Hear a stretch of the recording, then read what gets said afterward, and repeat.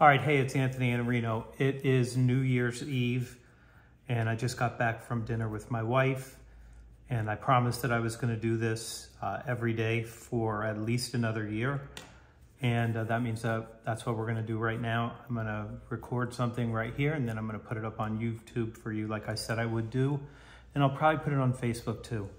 Okay, so one of the things, if you research about New Year's resolutions, it's very disappointing. As you make some sort of a commitment to do something in the next year, every single week people drop out. So the number just accelerates, more and more people give up. By the middle of the year, most people say one or two things about why they're not reaching their resolution. The first one is that they believe that they have a lack of time. Time is the only thing that you actually have. You've got 8,760 hours, but this is a leap year. Somebody sent me a note and told me it's a leap year, so you get another 24 hours. So you're getting a bonus day in this particular year to do whatever you want to do. The second thing that they say is that they have waning motivation. So when they decided that they were going to commit to something, they were really jazzed up about it. They thought it was going to be great. And then over time, it's hard to keep a discipline like this. So that's one of the things that causes people to give up before they will ever get their resolution. The other thing that they do is they set a goal or goals that are too ambitious. So it's something like, well, I want to lose weight, so I'm only going to eat carrots and drink water for all of 2024. That isn't going to happen. So it has to be a realistic, something that you can realistically do.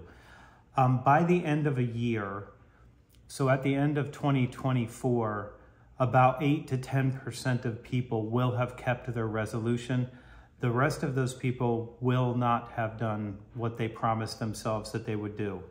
Okay, so I would argue that other reasons for people not reaching their goals is something about, let's call it a lack of discipline. Motivation is unreliable. Some days you're motivated, other days you're not motivated. You can't count on that if you want to reach your goals, whatever those goals are. They will also say that they have a lack of priorities, or they're easily distracted, or they don't know how to say no when somebody asks them to do something. So if 92% of the people that make a resolution fails, then you can be pretty certain that this is not the best possible way for you to reach your goals. If you really want to make a change, the best strategy for you would be two things. Number one, whatever you need to do to make the change, you should do that and put it on your calendar every single day.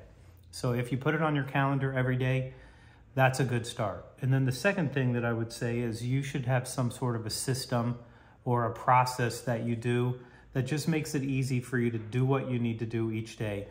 I love this story about Jerry Seinfeld. He has this big desk calendar, and what he does is every day he draws a red X if he did the work of writing some comedy. If he did that, then that's great. And if you've ever seen the pictures, there's a red X on every single day, and that's because this is a process for him. Maybe you want to do that, or maybe you want to get a habit tracker. If you have a habit tracker, maybe just start with one habit. I see a lot of these habit trackers and there's got like 9 things in it. That's too many things for you to do at one time. And it will mean that you will have a less chance of reaching whatever that goal is or maintaining that resolution that you've done. So I do want to say something good about New Year's resolutions. The universe seems to be designed in a way that it already understands that we're going to have a tough time doing something like a resolution. So it seems to me that we get a do-over every 24 hours, every week, every month, every quarter, and every year. So you're constantly getting a second chance over and over again, maybe because the way that the universe understands us is that we're going to need something like this. One of my favorite writers is Christopher Hitchens, and he died of esophageal cancer in 2011. And he wrote about his impending death in Vanity Fair magazine. And he said at one time, you have to choose your regrets carefully. So whatever you want to do, if it's really important to you, then you should do that, because you don't want to have that regret later on. It's 8,076 hours plus 24, so that gets you 87 plus 24 to that 60, so it gets you to one more day to accomplish whatever you want to do.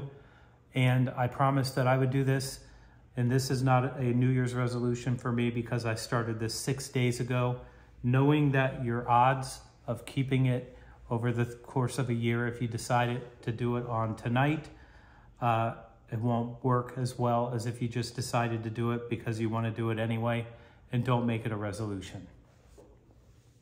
Okay, that's it.